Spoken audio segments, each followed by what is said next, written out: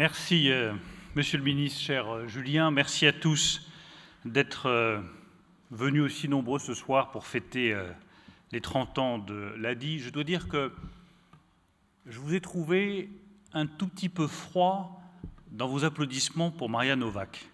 Donc si vous pourriez refaire des applaudissements nourris pour Maria Novak, qui est à l'origine de l'ADI, qui a créé le microcrédit en France. Je peux vous lever.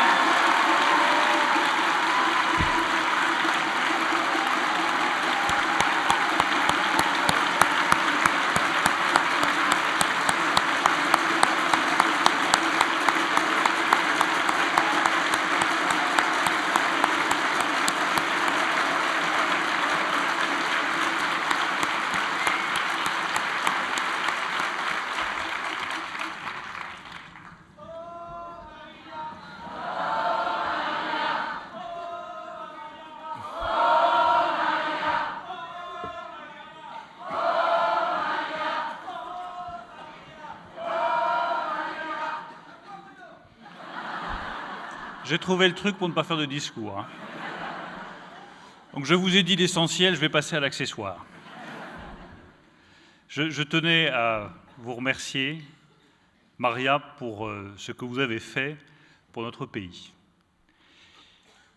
On a une vision de l'économie en France, quand on écoute les médias, quand on lit les journaux. On a le sentiment qu'entre le CAC 40 et la start-up, il n'y a rien. Et moi, je voudrais vous dire à quel point, dans ma vision de l'économie française, tout le monde participe à cette économie. Tout le monde crée des emplois. Tout le monde participe à la création de richesses. Et il n'y a que de cette façon-là qu'on arrivera à s'en sortir.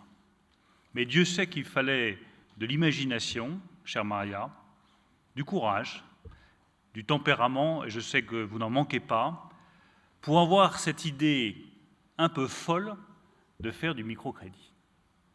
Un peu folle parce que, dans le fond, ça consiste à faire confiance à des hommes, à des femmes, à qui plus personne dans la société ne veut faire confiance, à qui, en règle générale, on a claqué la porte parce qu'ils avaient eu des accidents de la vie, parce qu'ils n'avaient pas le bon diplôme, parce qu'ils n'avaient pas les bonnes qualifications, parce que les banques leur avaient déjà fermé leurs portes.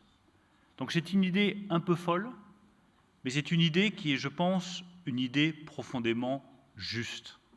Et c'est pour ça qu'elle est belle, et c'est pour ça qu'elle est nécessaire pour notre pays. Merci d'avoir eu cette idée, et merci à tous vos successeurs, merci au président actuel de l'ADI, d'avoir continué à porter depuis 30 ans cette idée-là pour la concrétiser. Je voudrais juste redonner les chiffres, parce qu'ils sont impressionnants. Vous me disiez tout à l'heure, Monsieur le Président, 21 000 crédits accordés chaque année. Puis je pense qu'on va pouvoir faire tous ensemble beaucoup plus. 1,4 milliard d'euros d'encours total de microcrédit en France. Et c'est une singularité en Europe. Et je pense que ça correspond profondément à la vision que la France a de son économie. Une économie qui ne doit pas être réservée à quelques-uns, mais qui doit être ouverte à tous. Une économie qui est généreuse et une économie qui est solidaire. Et je voudrais tordre le cou à une idée qui est une idée totalement fausse, comme quoi lorsqu'on fait preuve de générosité ou de solidarité, on abandonnerait un petit peu la responsabilité. Parce que je crois que c'est exactement l'inverse. Et là aussi, pour tous ceux qui pourraient penser cela, je voudrais simplement redonner des chiffres pour montrer que solidarité rime avec responsabilité. Le taux de pérennité des entreprises que vous avez financées avec vos microcrédits, avec vos décisions de prêt, c'est 76% de taux de pérennité, 84% de taux de maintien dans l'emploi. C'est des chiffres qui sont largement supérieurs à bien d'autres entreprises, à bien d'autres projets économiques financés de manière beaucoup plus institutionnelle, et je crois que ça mérite à nouveau vos applaudissements.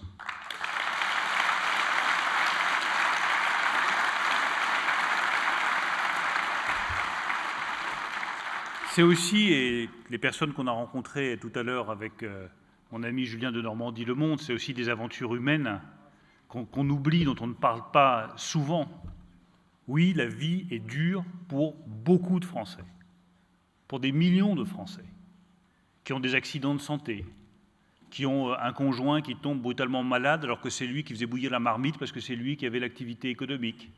C'est un salarié comme celui qu'on a rencontré tout à l'heure qui a un accident du travail, qui ne peut plus continuer, et en même temps il a 50 ans, il ne va pas s'arrêter de travailler. À 50 ans, il faut qu'il retrouve une activité. C'est parfois des problèmes de dépression, des problèmes très personnels.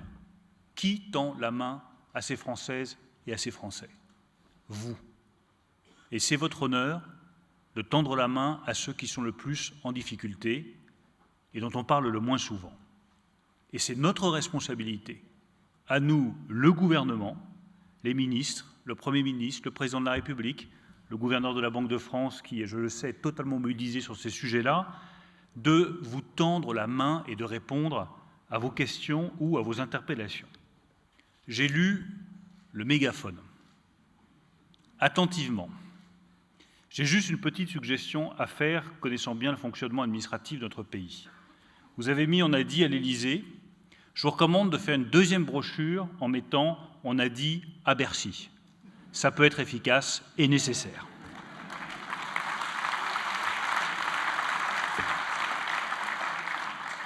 Donc vous avez dit, et nous vous avons entendu.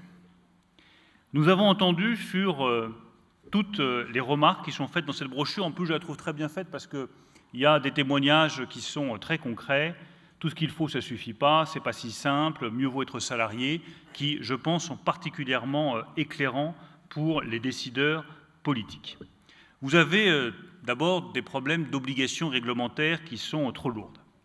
Eh bien, dans le projet de loi sur la croissance et la transformation des entreprises, le pacte, que je présenterai d'ici quelques semaines en Conseil des ministres, et dont le Président de la République a annoncé tout à l'heure que son examen commencerait à l'été prochain, nous allons simplifier un certain nombre d'obligations qui pèsent sur les artisans, sur les très petites entreprises et sur les créateurs d'entreprises comme vous qui ont accès au microcrédit. Je pense au stage de préparation à l'installation, le fameux SPI. Je sais qu'il peut rendre des services à beaucoup de personnes qui s'installent et qui démarrent. Et tout à l'heure, on a vu une jeune femme qui fait des cookies, qui nous a dit « oui, ce stage m'a aidé ». Mais je ne vois pas pourquoi ce stage serait obligatoire. Soit vous sentez que vous avez besoin d'avoir un stage préalable à l'installation et vous prenez ce stage qui, je le rappelle, est payant, soit vous estimez que vous pouvez vous en passer parce que vous avez suffisamment d'expérience et suffisamment de compétences, et dans ce cas-là, vous ne suivez pas de stage préparatoire à l'installation. Nous voulons le rendre facultatif.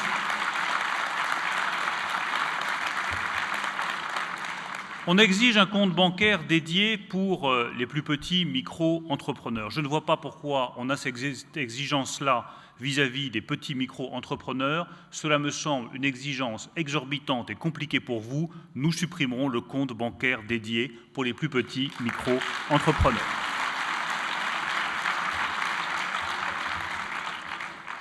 Il y a des limites d'âge, mais ça, comme toujours en France, on adore mettre des limites, des seuils, des contrôles, des règles, des normes, pour que surtout les mesures positives qu'on met en place ne bénéficient à personne. C'est pour ça que je vous dis, mettez bien « on a dit » à Bercy, parce que mon administration, qui est une des administrations les plus compétentes de France, a donc vocation à réduire la dépense publique le plus possible, donc elle a parfois un talent certain pour empêcher que les mesures soient mises en œuvre ou coûte quoi que ce soit. Il y a par exemple, je l'ai découvert, j'avoue que je ne connaissais pas, une limite d'âge pour l'entreprise bénéficiaire d'un microcrédit professionnel pour l'ouverture d'un accès au microcrédit. Cette limite, si j'ai bien compris, elle est de moins de 5 ans pour un premier prêt et de moins de 7 ans pour un second prêt. Mais moi, je ne vois pas, dans ce cas, ça pourrait être 6 ans, puis pourquoi pas 8 ans, puis pourquoi pas 10 ans, enfin, on ne voit pas du tout d'où est tombée cette limite d'âge. Donc, comme je n'ai pas compris pourquoi il y avait une limite d'âge, comme je n'ai pas compris à quoi correspondait cette limite d'âge, nous supprimerons la limite d'âge de l'entreprise bénéficiaire d'un microcrédit professionnel.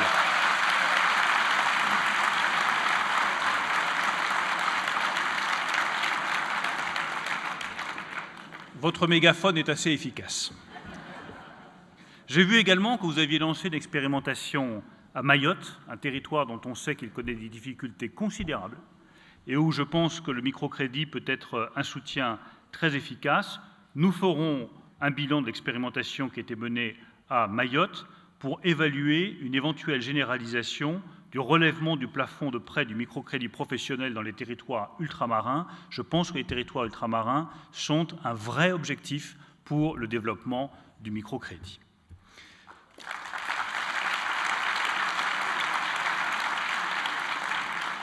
S'agissant du microcrédit personnel, nous mettrons en place une offre digitale de microcrédit dans le cadre des travaux qui sont menés par la Caisse des dépôts et consignations pour faciliter l'accès d'un plus grand nombre de bénéficiaires potentiels. Ça, c'est pour l'accès normatif et pour les problèmes réglementaires. Il y a évidemment toujours une deuxième difficulté, c'est normal quand on parle de crédit, c'est le soutien financier de l'État et l'action des partenaires. Je veux vous dire ma détermination totale avec le gouverneur de la Banque de France, avec qui, cher François Villeroy de Galhau, nous en discutons régulièrement. Je pense que nous partageons la même philosophie économique sur ce sujet. Notre soutien total pour vous aider à développer financièrement le microcrédit. Nous soutiendrons l'augmentation de la dotation du Fonds de cohésion sociale au cours des prochaines années, avec comme objectif un encours cible de 2 milliards d'euros de microcrédit d'ici 5 ans, contre un peu plus de 1,4 milliard d'euros à ce stade. Et pour cela, je vous annonce que nous avons décidé, avec le gouverneur de la Banque de France, de débloquer 5 millions d'euros à la garantie des microcrédits.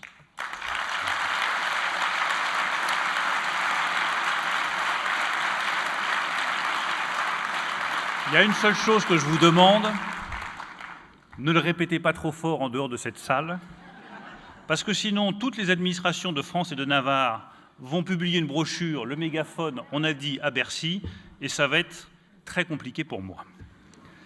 Je demanderai également aux banques que je recevrai de se mobiliser pour améliorer la distribution des microcrédits auprès des publics cibles et pour renforcer leurs échanges avec les institutions de microcrédit. Un effort particulier sera déployé pour promouvoir cet outil auprès de ses bénéficiaires potentiels, parce que j'ai bien noté qu'une des difficultés que vous rencontrez, c'est de faire connaître ce que vous faites, de faire connaître cette possibilité du microcrédit. Eh bien, je demanderai à toutes les banques qui sont représentées, qui sont puissantes en France, qui ont des succursales partout sur les territoires, de se mobiliser pour porter cette nouvelle disponibilité du microcrédit en France. Nous avons également un contrat à impact social qui a été construit avec l'ADI, je crois que c'est le premier lancé en France, pour expérimenter de nouvelles méthodes pour instruire à distance des demandes de microcrédit en zone rurale. Je veux vous dire que je soutiens totalement cet objectif. Je suis élu d'une zone rurale, je vois à quel point c'est compliqué en termes de déplacement, en termes d'accès à l'information, d'accès aux institutions, aux services publics. Et bien souvent, la seule solution, c'est d'avoir l'instruction par un outil innovant, notamment par Internet, de façon à ce que tous les moyens numériques soient mis à disposition de l'ADI. Le CIS qui a été engagé porte la marque de cette innovation. Un, c'est une innovation dans le métier de l'ADI, parce que vous développez des moyens numériques pour proposer des microcrédits. C'est une innovation dans votre relation avec l'État, puisqu'il y aura des échanges d'informations pour mieux évaluer les effets de ce nouveau contrat. Et c'est une innovation dans la conduite du projet, puisqu'il rassemble des parties publiques et des parties privées avec des cultures très différentes. Donc nous allons soutenir ces contrats à impact social et je suis persuadé qu'ils porteront de véritables résultats. Donc vous voyez l'état d'esprit qui est le mien, résolument positif, en soutien total à ce que vous faites. Parce que moi j'aime votre démarche, et je le redis à Maria Novak. J'aime votre démarche parce qu'elle va vers ceux qui en ont le plus besoin. J'aime votre démarche parce qu'elle est responsable. Ce n'est pas la démarche de celui qui cherche absolument à avoir le soutien de ceci, le soutien de cela, c'est la démarche de gens qui sont dignes, qui sont fiers et qui veulent se prendre en main tout seuls. Et qui demandent juste une chose pour se prendre en main, c'est que quelqu'un d'autre leur tende la main pour qu'ils puissent s'en sortir. Ils ne demandent pas 50 000 ou 60 000 euros. Ils demandent 4 000 euros en moyenne. Et tous ceux qui, ici, dans cette salle, se sont lancés dans cette aventure du microcrédit, ont demandé 3 000, 4 000, 5 000, 6 000 euros pour acheter un four, pour acheter une camionnette, pour acheter un moyen de se déplacer, pour acheter des outils agricoles comme on l'a vu tout à l'heure, pour acheter de la farine, pour créer leur boîte, pour réaliser l'idée qu'ils portent en eux. Et cette idée toute simple, que chacun est responsable de sa vie, mais qu'une société doit en même temps être solidaire à l'égard de ceux qui veulent prendre cette responsabilité. Moi, c'est une idée dans laquelle je me retrouve totalement. J'espère bien pouvoir revenir pour les 60 ans de l'ADI et qu'on pourra dire que ce n'est pas 2 milliards d'euros d'encours, mais que c'est 10 auxquels nous sommes parvenus. Merci à tous.